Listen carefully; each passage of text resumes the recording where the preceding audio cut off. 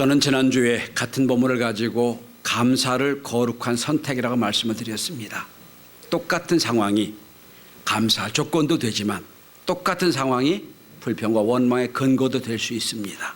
그러니까 우리는 같은 환경이라도 감사하기로 작정한 사람들입니다. 감사는 거룩한 선택입니다. 감사에 대한 절대적인 기준은 잘 돼서 복을 받아 좋아서 감사하는 것이 아니라 속량함 받았기에 구원 받았기에 감사가 먼저 있어야 됩니다. 조건적 감사가 아니라 절대적인 감사요, 존재론적인 감사입니다.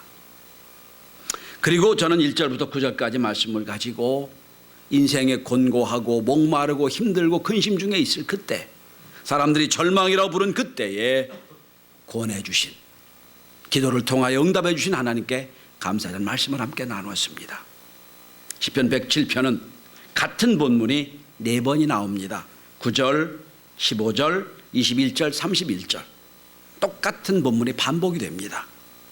그런데 인생에 겪는 4가지 상황을 하나하나 살펴보면서 결론을 맺습니다. 하나님께 감사하자. 결론입니다. 오늘은 10절부터 31절까지 말씀 가지고 지난주에 보지 못했던 3가지 인생의 국면을 통하여 왜 우리가 감사해야 되는지 말씀을 함께 나눠보고자 합니다. 함께 하나님의 은혜가 여러분과 저에게 충만하길 바랍니다. 왜 감사해야 되느냐? 감사한 이유 첫 번째, 속박에서 매임에서 우리를 풀어주셨기에 감사해야 됩니다. 거미는 일평생 자기가 쳐놓은 거미줄에 엮여 삽니다. 자기도 모르게 거미줄을 뽑아놓고 그 속에서 만족하고 사는 거예요. 인간도 마찬가지입니다. 나는 모르겠는데 내 습관이, 내 잘못된 경험이 나를 켜켜켜켜 쌓아서 나를 완전히 쇠사슬에 매인 것처럼 매어놓을 때가 있어요. 처음엔 취미로 시작했는데, 처음에는 그냥 심심으로 시작했는데 어느 순간 내가 나를 보니 그 감옥에 내가 갇혀 있는 겁니다. 우리 시대 문제 중에 하나는 중독 현상이 많아졌다는 거예요. 알코올 중독, 마약 중독, 게임 중독, 거기다 섹스 중독까지, 인터넷 중독까지 수많은 중독이 많아졌어요. 처음에는 중독하려고 중독한 게 아니에요. 그러다 보니 점점점 내가 나를 속박해버리는 거예요. 특별히 흡연을 하고 하다가 끊으신 분들의 고백을 들으면 눈물겹습니다. 처음에는 그냥 한 대, 2대 취미로, 어느 순간 그거 없으면 덜덜덜 떱니다. 그거 없으면 죽게 생겼어요. 이게 자기가 만들어준 속박입니다. 오늘 성경은 이렇게 표현합니다. 쇠사슬에 갇혔다고 표현합니다. 누가 묶어놓은 게 아니에요. 자기가 자기를 묶어놔 버렸어요. 오늘 본문의 10절에 이렇게 나옵니다. 흑암과 사망의 그늘에 앉으며 곤고와 쇠사슬에 매였다라고 표현했습니다. 그 이유가 뭡니까? 11절이죠. 말씀을 거역했다. 지존자의 뜻을 멸시했기 때문에 생긴 겁니다.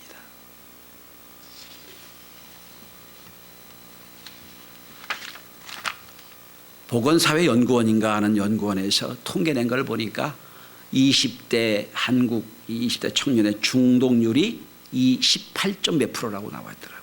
근데 그 중독이 대부분은 인터넷 중독입니다.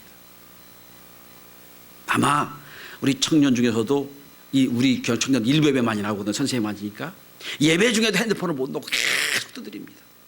뭐 찾아야 돼. 뭐 찾는지 모르겠어. 계속 찾아야 됩니다. 이게 중독이에요. 나도 모르는 사이에 중독이 된 거예요. 그런데 여러분, 신앙은 자유입니다. 주님 말씀하십니다. 진리를 알지 지가 너를 자유케 하리라. 내가 너를 자유케 하려고 십자가 못 박혀 죽었는데 왜 또 속박이 되느냐. 로마서의 한탄스러운 표현입니다.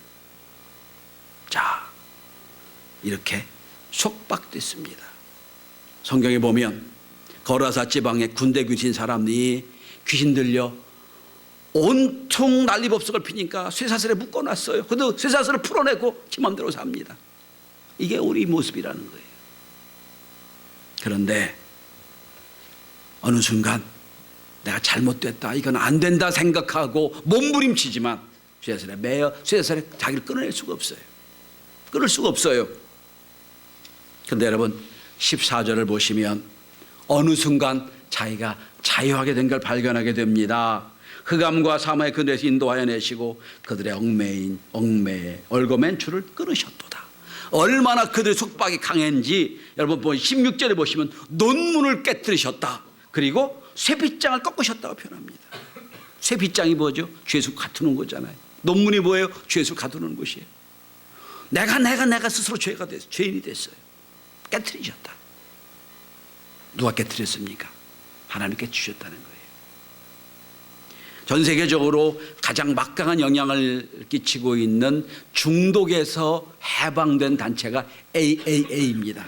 미국 흡연자 연합회입니다. 근데 여러분 그 흡연하다가 해방되는 사람들이요, 중독에서 해방된 사람들이 스스로 못하니까 어떡합니까? 도움을 받아요. 근데 통계를 보면 예수 믿는 사람들이 제일 해방이 빠릅니다. 하나님 도우셨다는 거예요. 저는 혹시 우리가 알지 못하는 각종 중독의 포로가 돼서 쇠사슬에 매인 여러분이 있다면 하나님의 은혜로 여러분 뒷장을 꺾으시고 논문을 깨뜨리시는 하나님의 능력을 체험하는 은혜가 있길 바랍니다. 하나님, 내 힘으로는 안 됩니다. 이 중독을 내가 어떻게 해결할 수가 없사오니 하나님 도와주십시오. 기도해서 은혜로 해결돼요. 감사의 역사를 이루는 하나님의 종들이 다 될 수 있길 바랍니다. 두 번째 감사해야 되는 이유가 있습니다. 질병에서 고쳐주심을 감사하는 겁니다. 중독과 쇠사슬에 묶인 데서 해방시켜주신 하나님의 은혜를 감사하고, 두 번째입니다. 질병에서 고쳐주신 하나님의 은혜를 감사하는 거예요. 특별히 오늘 연약한 분들 오늘 말씀에 귀를 잘 기울여 보십시오. 여러분 바벨론에서 이스라엘까지 1500km쯤 됩니다. 1500km를 걸어와야 돼요. 몇 개월을 걸어왔을 겁니다. 광야를 걸어왔을 겁니다.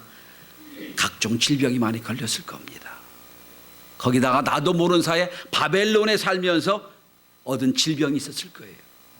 질병이 왔습니다. 여러분 질병이 와서 어떤 현상이 나는지 오늘 본문 한번 보시기 바랍니다. 18절입니다. 어떤 분은 또 이 본문을 가지고 이랬으면 좋겠다 하신 분이 있을지 모르겠어요. 뚱뚱하신 분들 그럴지도 모르겠지요. 18절 봅니다. 그들은 그들의 모든 음식을 싫어하게 되어 사망의 문에 이르렀도다. 여러분 병이 중병에 걸리면 먼저 나타나는 현상이 뭔지 아세요? 입맛이 떨어져요. 입맛이 떨어집니다. 첫 번째예요. 그래서 영적으로도 마찬가지. 영적으로 볼 때도 건강한 사람은요 멀리서 음식을 하고 냄새만 맡아도요 침이 막 올라옵니다. 먹고 싶어요. 건강을 잃어버리고 몸이 안 좋으면 그렇게 맛있던 음식 냄새도 속에서 받아지질 않아요. 오늘 우리 시대 가장 많은 병이 어떤 병입니까? 우울증이라는 병입니다. 우울증을 걸리면 맨 먼저 나타나는 현상이 불면증에 시달리게 됩니다. 잠이 안 와요. 자야 되는데, 내일 일해야 되는데 잠이 안 와요. 뒤치락 겨우 한두 시간 자다 말고 일어납니다. 그 다음 날 일을 하죠. 피곤에 쩔어 있어요. 그게 열흘 한 달쯤 되면 못 살아요. 그런 순간 몸무게가 쫙 빠져나갑니다. 사람들이 묻습니다. 너 얼굴 왜 그러냐고. 무슨 병이 있냐고. 우울증이 문제가 아니라 우울증. 그러다 보면 저항력이 없어집니다. 입맛이 떨어지죠. 잠을 못 자죠. 몸무게가 빠지죠. 그 다음에 다른 병이 들어오는 거예요. 우울증의 문제는 우울증 자체도 문제지만 그 다른 병이 취약하다는 거예요. 오늘 본문에 보시면 여러분 음식물이 싫어서 사망의 물에 이제 죽음 직전까지 간 거예요. 여러분 우울증이 깊어지면 극단적 선택을 하게 됩니다. 우울증이 깊어지면 사람 만나는 것도 싫어져요. 무한사가 귀찮아지고 싫어집니다. 극단적 선택하게 되는 거예요. 그 직전까지 온 것 같아요 지금. 그래서 세계적으로 제일 많이 팔리는 약이 수면제와 우울증 약입니다. 항우울제예요. 여러분 마찬가지입니다. 영적으로도 마찬가지예요. 영적으로 건강한 사람들은 말씀을 사모합니다. 자꾸 은혜 받기를 원하고 찬송하기를 원하는데 영적으로 우울증 걸리죠? 영적으로 병들면 말씀이 싫어져요. 교회 가기 싫어져요. 그러면 내가 병든 거예요. 쉽게 판단하면 됩니다. 어떤 분들은 하루 저녁이라도 밤을 깊게 잘 잤으면 좋겠다, 이게 소원인 분들이 있어요. 그런 분들한테 가서 왜 잠 못 자? 이건 참 이해하지 못하는 일이지요. 어떤 분들은 그 음식을 좀 맛있게 먹고 싶은 게 한이 된 분이 있어요. 그분 앞에서 두세 그릇 세 그릇 먹는 사람 보면 이해를 못하지요. 오늘 상황이 그런 상황입니다. 자, 발 한 발자국 떼기 얼마나 어려운 거를 앓는 병자는 왜 그렇게 못 갔냐고 하는 사람을 볼 때는 많이 힘들어하고 억울해합니다. 우리의 고민이 아주 하찮은 것임을 알게 됩니다. 지금 그런 지경이 왔다는 거예요. 죽음 직전까지 왔다는 거예요. 그런데 여러분, 오늘 20절을 주목해 보십시오. 특별히 오늘 여러 질병과 어려움에 시달리는 분들은 20절 말씀을 주목해서 함께 우리 봉독할 수 있길 바랍니다. 말씀을 연구하며 함께 봉독합시다. 시작. 그가 그의 말씀을 보내어 그들을 고치시고 위험한 지경에서 건지시도다. 다시 보시기 바랍니다. 뭘 보내셨다고요? 말씀을 보내셨다고요. 말씀 보내셨다고요. 야, 너 병들었냐? 내가 지 내려가서 널 고쳐줘. 이게 아니에요. 말씀 보내셨다는 거예요. 그러니까 이미 하나님이 우리의 곤고와 우리가 음식이 싫어지고 잠을 못 자고 너무 피폐해진 인생을 보시고 우리가 부르짖어 간구했더니 하나님이 말씀을 보내셨다는 거예요. 여러분, 이미 우리에게 하나님의 치유와 은혜 말씀이 있습니다. 말씀 보내셨다는 거예요. 자, 대배지만 중요한 말씀이니까 이 본문에 어떻게 연결되는지 성경 하나 펴보십시다. 이사야 53장 5절을 펴보십시오. 오늘 제가 사죄 선언에서 드린 말씀이에요. 오늘은 주보와 다르게 사죄 선언을 이사야 53장 5절의 말씀을 갖고 있습니다. 이미 말씀을 주신 거예요. 우리 함께 같이 읽습니다. 이사야 53장 5절 1034페이지입니다. 시작. 믿음을 갖고 읽습니다. 시작. 그가 찔림은 우리의 허물 때문이요 그가 상은 우리의 죄악 때문이라. 그가 징계를 받음으로 우리는 평화를 누리고 채찍에 맞음으로 우리는 나음을 받았도다. 아멘. 이미 말씀이 와 있어요. 말씀을 보내셨다고 그랬어요. 이 말씀을 믿어지는 사람에게 치유 역사가 있다는 거예요. 성경 뭐라고 되어 있습니까? 채찍에 맞음으로 나음을 받았도다. 내 모든 죄를 대신 주님이 맞으심으로, 고통당하심으로 우리 죄를 해결했고 우리 질병을 치료했다는 거예요. 자, 다시 한번 오늘 본문 20절을 보시기 바랍니다. 그가 그의 말씀을 보내 그들을 고치시고 위험한 지경에서 건지셨다는 거예요. 죽음 직전까지 갔는데 고쳐주셨다는 거예요.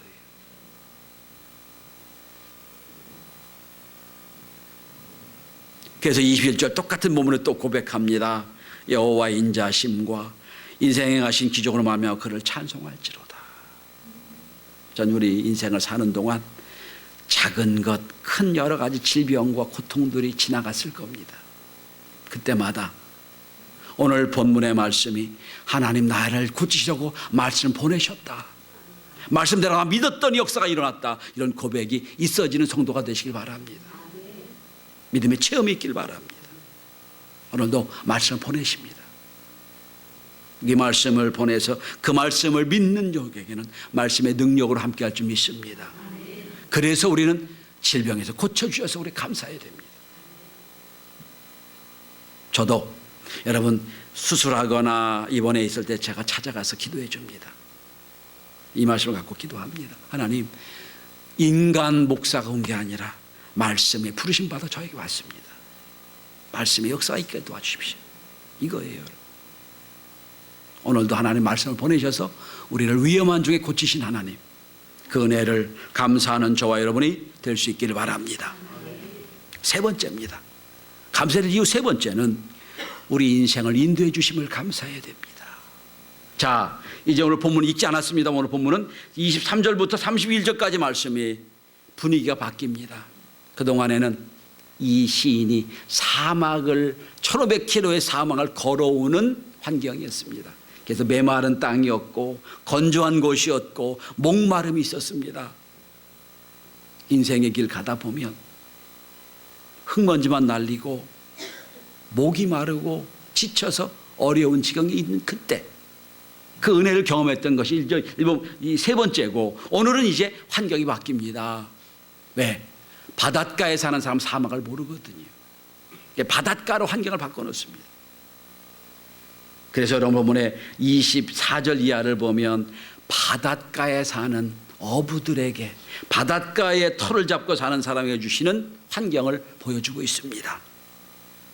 자, 여러분, 잔잔히 호수 같은 유리같이 잔잔한 물결로 있을 바다 너무 아름답습니다.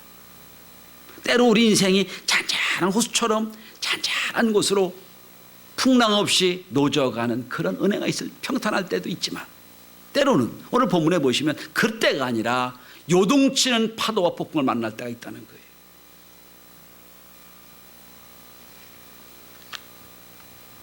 (26절을) 보시기 바랍니다. 얼마나 바람이 크고 폭풍이 컸는지, 파도가 넘치는지 하늘까지 여러분 26절을 보면 그 하늘을 솟구셨다가 깊은 곳으로 내려가니 상황이 이해가 되십니까? 큰 파도가 몰려와요. 내가 지금 타고 있는 바다, 이 배를 뒤집어 엎을 듯하게 막 큰 파도가 옵니다. 뒤집어질 듯해요. 하늘과 땅을 막 곤두박질칩니다. 혹시 여러분 막 2-3시간 배를 타고 어디 가본 적 있으십니까? 그때 막 폭풍이 치고 막 파도가 심한 거 경험한 적 있으세요? 장사가 없더라고요. 그냥 있는 거 다 토하고 막 난리가 나요. 얼굴이 하얘지고 정신이 없어요. 그런 상황입니다 지금. 우리에게 때로는 평탄한 길, 잔잔한 호수 같은 그런 인생의 바다를 갈 때도 있지만, 어느 때는 전혀 예기치 않았는데 폭풍이 오고 비바람 불어치는 그런 상황을 만날 때도 있다는 겁니다.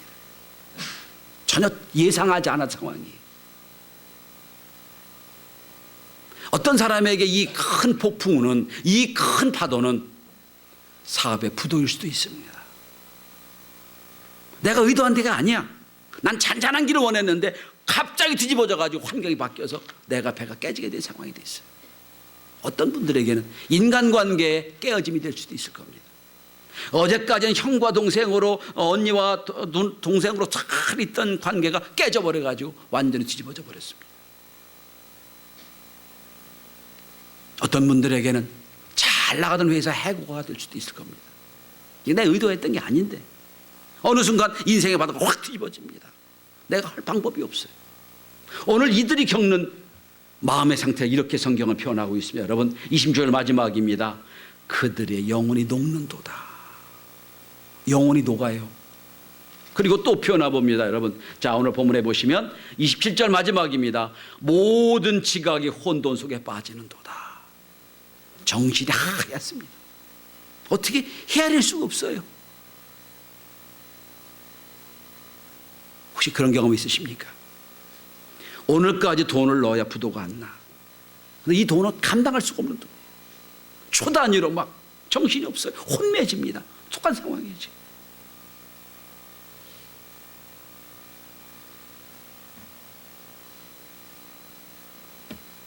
오늘 우리 시대에 여기 앉아 있는 분들은 최근에만 해도 몇 가지 고비를 넘기고 오신 분들입니다. 1997년 IMF 위기를 겪었고, 2008년 금융위기를 겪었고, 미국 같은 경우로 하면 2001년 9.11 사건을 겪었고, 전혀 뜻하지 않는. 여러분, IMF만 해서 우리는 얼마나 당황했습니까? 우리는 잘못한 게 없어요. 우리는 그냥 제대로 잘 살았는데 어느 순간 은행이 부도가 나고 회사가 부도가 나고 막 세계 제열 메디가 다 무너져 버리고 앞에 풍랑이 온 거예요. 방법이 없이. 어느 순간 잘 나가던 회사에서 다 해고 통지를 받습니다. 인생에 당하는 오늘 큰 풍랑, 큰 파도가 온 거예요. 정신이 혼미해집니다.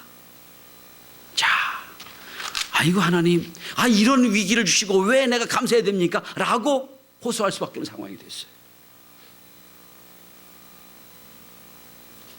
인생의 롤러코스터를 만났을 때 감사하다는 얘기예요. 왜 그런 줄 아십니까? 아니 잔잔한 호수같이 그 가도 감사해야 될까 말까 하는 판인데 내 인생을 뒤집어 놓고 막 다 망가뜨려졌는데 무슨 감사라는 얘기예요. 이유가 있습니다. 여러분, 자, 내 큰 배에 큰 화물을 가득 싣고 이 화물이 제대로 가면 이제 내가 성공하는 인생이 되는데 어느 순간 바다가 뒤집어져 버렸어요. 배가 깨지게 됐어요. 죽게 됐어요. 그럼 여러분, 맨 먼저 뭐 합니까? 내가 지금까지 의지했던 화물, 내가 지금까지 의지했던 모든 거 다 바다에 버려버려야 돼요. 내 배를 가볍게 해야 된단 말이에요. 내가 지금까지 의지했던 모든 것 다 의미가 없게 됩니다. 다 버리게 돼요. 그리고 한 가지만 생각합니다. 나 살려주십시오. 그럼 아무것도 필요 없어요. 거긴 명예도, 거긴 지위도, 재물도 아무 의미가 없습니다. 하나님, 나 살려주십시오. 이게 유일한 기도가 될 거예요.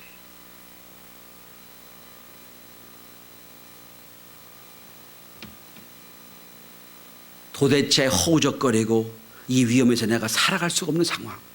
자, 그러면 오늘 본문을 다시 보시기 바랍니다. 오늘 본문에, 여러분 오늘 본문에 보시면 27절에 비틀거리 취한 자처럼 이리저리 구르고 비틀거리고 지각하게 혼돈 속에 빠지고 있을 그때, 그리고 29절을 보시면 어느 순간 광풍이 고요하고 찬잔하게 됩니다. 한쪽은 폭풍이요, 한쪽은 뒤집어지고, 한쪽은 지각하게 혼돈 속에 빠지고, 한쪽은 고요하고 찬잔하게 됩니다. 그 가운데 뭐가 있습니까? 28절이 있지요. 28절이 있습니다. 28절 제가 읽습니다. 이에 그들이 고통 때문에 여호와께 부르짖으매. 무엇을 기도했겠어요, 여러분? 하나님 잔잔하게 주셔서 내가 갖고 있는 이거 잘 옮겨지게 해달라고 기도했을까요? 하나님 이거 없어지면 나 죽습니다, 살려달라고 했을까요? 아니에요. 인생의 어려움과 폭풍과 어려움을 만나는 그때 하나님 은혜가 뭔지 아세요? 내 소원이 정화됩니다. 내 소원이 단단해집니다. 지금까지 내가 이것저것 의지했던 게 많이 있었어요. 내 인생의 풍랑을 만나면 아무 의미 없게 됩니다. 딱 한 가지만 남아요. 그래서 오늘 본문을 보시기 바랍니다. 28절이십니다. 고통 때문에 여호와께 부르짖음에 그가 그들의 고통에서 그들을 인도하여 내시고. 30절입니다. 그들의 평온함으로 말미암아 기뻐하는 중에 여호와께서 그들을 바라는 항구로 인도하시는도다. 그러니까 여러분, 앞에와 뒤에 항구는 달라요. 앞에는 가득히 짐을 싣고 인생의 망망대해 내가 희망과 꿈을 가지고 갑니다. 하나님 보시기에 그 갖고는 안 되겠거든요. 때로 인생은 뒤엎을 때가 있어요. 내 힘대로 안 될 때가 있다는 거예요. 깨닫게 됩니다. 하나님만 살아계시구나. 내가 의지했던 게 아무것도 의미가 없구나. 여러분, 극한 질병으로 고통당하면 아무것도 없게 됩니다. 돈의 의미가 있나요? 재산의 의미가 있나요? 아무 의미가 없어요. 딱 한 가지입니다. 하나님, 저 살려주십시오. 때로 우리 인생에 환난 고통을 당할 때가 있어요. 이대로 하나 죽겠지 하는 때가 있어요. 그때 우리에게 원하시겠다 한 가지입니다. 하나님만 의지해라. 돈도 명예도 권력도 의지할 게 없다. 그래서 말씀합니다. 그들이 바라는 소원의 항구로 인도하시는도다.